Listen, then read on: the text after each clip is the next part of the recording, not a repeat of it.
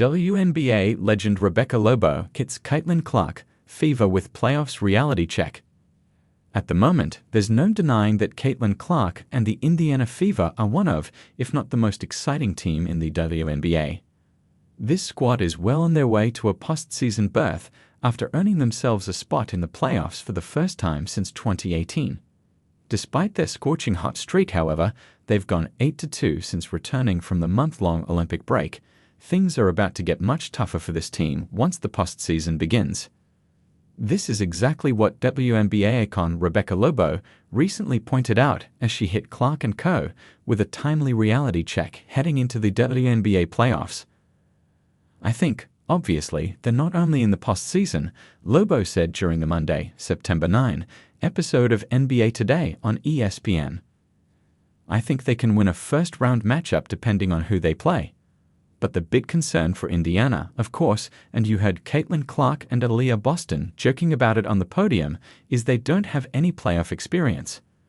Their starting lineup has a combined 0 games of playoff experience. Their entire roster has only 9 games of playoff experience.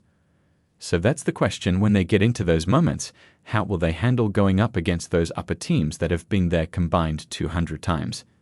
Indiana Fever forward Aaliyah Boston, 7, celebrates with Indiana Fever guard Caitlin Clark, 22. Lobo has no doubt that the Fever will make some noise in the postseason.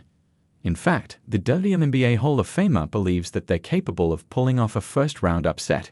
If the playoffs started today, the no 6 seed Fever would face off against the 3rd seed Connecticut Sun, who, as Lobo pointed out, Indiana has already defeated this season.